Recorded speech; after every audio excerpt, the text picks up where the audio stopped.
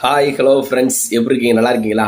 இன்னைக்கு நம்ம சேனலில் ரொம்ப முக்கியமான இந்தியா ஃபுல்லாக ட்ரெண்டிங்கான ஒரு கட்சியை பற்றி தாங்க பார்க்க போகிறோம். அது என்னங்க அது கட்சி? சிஜேபி அப்படிங்கிற கட்சியை பற்றி தான் இப்போ நம்ம பார்க்க போகிறோம்.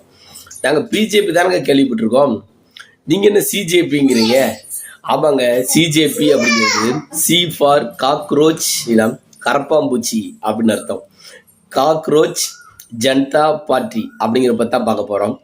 ஏன் இப்போ இளைஞர்கள் மத்தியில் இந்த கட்சி ரொம்ப பெரிய லெவலில் பேசப்பட்டுக்கிட்டு இருக்கு அப்படின்னா, இந்த காக்ரோச் ஜனதா பார்ட்டியில் முழுக்க முழுக்க சேர்ந்தது யாரு அப்படின்னா, வேலையில்லா பட்டதாரிகள்.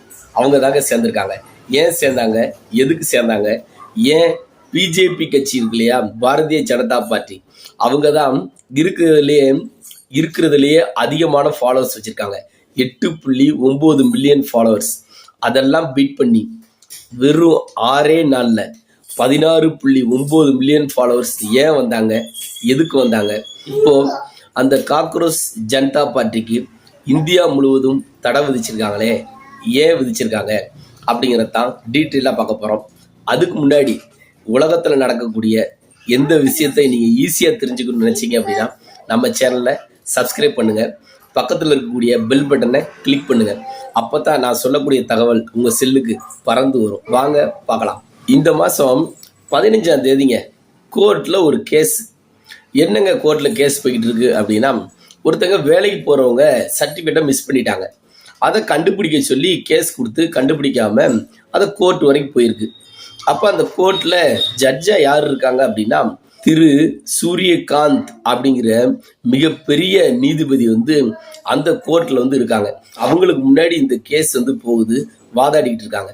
அப்போ என்ன நடக்குது அப்படின்னா, அந்த ஜட்ஜி இடையில டென்ஷன் ஆகி, இளைஞர்களுக்கு வேற வேலையே இல்லைங்க, அடிக்கடி கேஸை போடுறது, எனத்தையாவது யூடியூப்ல பேசுறது, எங்கேயாவது போராட்டம் பண்றது, எதையாவது பிரச்சனை பண்றது, ஒரு கரப்பாம்பூச்சி மாதிரி தொல்லை பண்ணிக்கிட்டே இருப்பாங்கங்க. நாங்கெல்லாம் வேற வேலையை பார்க்கவே வேண்டாமா? இப்படி இல்லாமல் எனத்தையாவது கேஸை போட்டு தொந்தரவு பண்ணுறது, கரப்பாம்பூச்சிக்கு தாங்க இந்த மாதிரி தொந்தரவு பண்ணும் அப்படின்னு சொல்லியிருக்காங்க. அந்த சொன்ன வீடியோ பார்த்தீங்க அப்படின்னா எப்படியோ ஒரு இளைஞர்கள்கிட்ட போயிடுச்சுங்க. அந்த இளைஞர் தான் அபிஜித் தீப்கே அப்படிங்கிற இளைஞர் அந்த விஷயத்தை கேள்விப்படுறாரு. அப்போ கேள்விப்படுறோன்னே என்ன சொல்றாரு அப்படின்னா, அந்த அபிஜித் தீப்கே அப்படிங்கிறவங்க அந்த நீதிபதிக்கு ஒரு ட்வீட் போடுறாங்க. என்ன ட்வீட் போடுறாங்க அப்படின்னா, ஏன் இளைஞர்களை நீங்கள் கரப்பாம்பூச்சின்னு சொல்றீங்க? கரப்பாம்பூச்சிகள்லாம் ஒன்று சேர்ந்தா என்ன நடக்கும்னு உங்களுக்கு தெரியுமா அப்படின்னு ஒரு ட்வீட்டை போட்டு மறுநாளே போய் அவரோட கட்சியை பதிவு செஞ்சிடறாங்க. அந்த கட்சியோட பேர் தான் காக்ரோச் ஜனதா பார்ட்டி அப்படின்னு அந்த கட்சியை பதிவு பண்ணி ஒரு ட்விட்டரில் அக்கௌண்ட் ஓப்பன் பண்ணுறாங்க, வெப்சைட் ஓப்பன் பண்ணுறாங்க.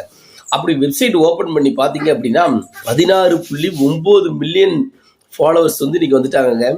அவங்க ஆரம்பிச்ச 2வது நாளே 40,000 பேர் நான் உங்கள் கட்சியில் சேர்றேன்னு விருப்பம் கொடுத்துட்டாங்க கூகுளில். 4வது நாள் பார்த்தீங்க அப்படின்னா 1,00,000 பேர் தாண்டிடுச்சிங்க. இப்போ 2 நாளைக்கு முன்னாடி 16 மில்லியன் ஃபாலோவர்ஸ் போயிட்டாங்க. இன்னைக்கு பார்த்தீங்க அப்படின்னா 16.9, 17 தாண்டிடும் போல. இளைஞர்கள் அவ்வளோ பேர் இந்த கட்சியில் சேர்ந்துருக்காங்கங்க. அப்படி என்னதாங்க இருக்குது இந்த கட்சியில் அப்படின்னா, 16.9 மில்லியன்ஸ் ஃபாலோவர் வந்திருக்காங்க. இப்படி வரவும் இது என்னங்க, ஆரம்பிச்சே 5 நாள் தான் ஆகுது, 16.9 மில்லியன் ஃபாலோவர்ஸ் சொல்றீங்க. அப்ப என்னதான் இருக்கு, என்னதான் செய்யறாங்க, அது யாரு என்ன அப்படின்னு அந்த வெப்சைட்டை ஓபன் பண்ணி பார்த்தா ஒரு கரப்பாம்பூச்சி வச்சு ஒரு மனுஷன் நிக்கிற மாதிரி கீழே காக்ரோச் ஜனதா பார்ட்டி அப்படின்னு எழுதிட்டு அதுக்கு கீழே என்ன சொல்லியிருக்காங்க அப்படின்னா, voice of the lazy and unemployed, வேலை இல்லாமல் இருப்பவர்களுக்கும் சோம்பேறியாக இருப்பவர்களுக்கும் குரல் கொடுக்கக்கூடிய ஒரே கட்சி அப்படின்னு கீழே எழுதியிருக்காங்க. நாங்கள் ஆட்சிக்கு வந்தோம் அப்படின்னா 5 வாக்குறுதிகளை கண்டிப்பாக நிறைவேற்றுவோம் அப்படின்னு எழுதியிருக்குங்க.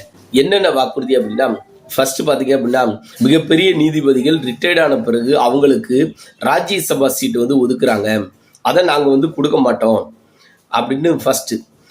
செகண்ட் பார்த்தீங்க அப்படின்னா, உண்மையாகவே ஓட்டு உரிமை இருந்து அவங்களுக்கு வாக்காளர் அட்டை வழங்கப்படலை அப்படின்னா அந்த உயர் தேர்தல் அதிகாரியை நாங்கள் கைது செய்து ஜெயிலில் அடைப்போம் அப்படின்னு சொல்லியிருக்காங்க. இது எவ்வளோ பெரிய விஷயம் பாருங்க. இன்னைக்கு பீகாரில் கூட அது நடந்தது.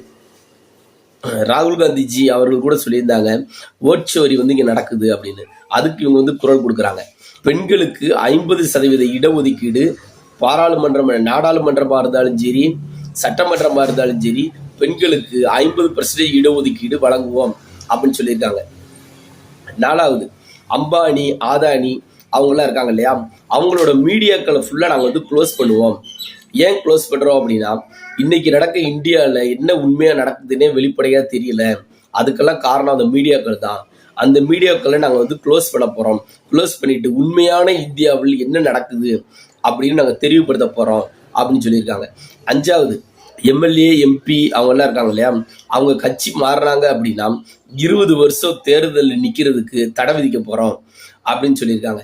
ஏன் சொல்லியிருக்காங்க அப்படின்னா, இப்பெல்லாம் பார்த்தீங்க அப்படின்னா நிறைய பேர் கட்சி மாறி மாறி போயிடுறாங்க. பணத்துக்காகவும் பதவிக்காகவும் ஆசைப்பட்டு நிறைய எம்எல்ஏ, எம்பிக்கெல்லாம் ஒரு கட்சியிலேருந்து இன்னொரு கட்சிக்கு மாறிடுறாங்க இல்லையா, அதை நீக்கணும் அப்படின்றதுக்காண்டி இந்த பாயிண்ட் வந்து சொல்லியிருக்காங்க. அது மட்டுமா, are you eligible to join, நீங்க எங்க கட்சியில உறுப்பினராக சேரணும் அப்படின்னா என்ன கண்டிஷன் அப்படின்னு சொல்லியிருக்காங்க. நீங்க வந்து எந்த ஜாதி, எந்த மதம், ஆணா பெண்ணா அதெல்லாம் எங்களுக்கு தேவையில்லைங்க. நாங்க ஒரு 4 கண்டிஷனை கொடுக்குறோம். ஃபர்ஸ்ட், நீங்க வேலை இல்லாம இருக்கணும். செகண்ட், சோம்பேறியா இருக்கணும். 3வது, ஆன்லைன்லேயே 11 மணி நேரம், இன்டர்நெட்லேயே நீங்கள் 11 மணி நேரம் டிவி பார்க்கலாம், படம் பார்க்கலாம், இல்லை எதையாவது பேசிக்கிட்டு இருக்கலாம். அந்த மாதிரி நீங்கள் ஆன்லைன்லேயே உங்கள் பொழுதை கழிக்கிறவராக இருக்கணும். 4வது, ஏதாவது தவறு நடக்கு அப்படின்னா அதை நல்லா சத்தமாக மக்களுக்கு உரைச்சி சொல்லணும். அதே மாதிரி நல்லா திட்ட தெரியணும் அப்படின்னு 4 கண்டிஷன் சொல்லியிருக்காங்க. அதுக்கு கீழே பார்த்தீங்க அப்படின்னா அந்த வெப்சைட்டில் ரிஜிஸ்ட்ரேஷன் ஃபார்ம் கொடுத்துருக்காங்க. அவ்வளோ அழகாக பண்ணியிருக்காங்க. அப்போ இப்படிலாம் நல்லா போய்கிட்டு இருக்கும்போது அபிஜித் தீப்கே அப்படிங்கிறவங்க ட்விட்டரில் ஒரு ட்வீட் போடுறாங்க. எங்களோட ட்விட்டர் அக்கௌண்ட்டுக்கு தடை விதிக்கிறாங்க, ஏன் அப்படின்னு எங்களுக்கு தெரியல அப்படிங்கிறாங்க. யாராவது சும்மா இருப்பாங்களா? வளர்ச்சியை பார்த்துட்டு யாராவது சும்மா இருப்பாங்களா? அந்த மாதிரி தாங்க இப்போ நடக்குது. அதே மாதிரி இந்த காக்ரோச் ஜனதா பார்ட்டிக்கு நிறைய கட்சியிலிருந்து இப்போ ஆதரவு வந்து பெரிய வருதுங்க. ஏன்னா அல்டர்னேட்டிவாக யோசிக்கிறவங்க எல்லாம் இந்த காக்ரோச் ஜனதா பார்ட்டியில வந்து சேர்ந்துக்கிட்டு இருக்குது. இப்போ ரொம்ப பெரும் அதிர்ச்சியை ஏற்படுத்திக்கிட்டு இருக்கு. இளைஞர்கள் மட்டும் இந்த காக்ரோச் ஜனதா பார்ட்டியில் சேரல, நிறைய கட்சியில் இருக்கக்கூடிய உறுப்பினர்கள் கூட இந்த காக்ரோச் ஜனதா பார்ட்டியில் இப்போ சேர்ந்துக்கிட்டு இருக்குது. இந்தியா முழுக்க ஒரு மிகப்பெரிய அதிர்வலையை ஏற்படுத்திக்கிட்டு இருக்குங்க. இதுக்கு மேலே என்ன நடக்குதுன்னு நம்ம பொறுத்துட்டு தான் பார்ப்போம். நம்ம நண்பர்கள் எல்லாம் சொல்லியிருந்தாங்க இந்த காக்ரோச் ஜனதா பார்ட்டியை பற்றி பேசுங்க அப்படின்னு.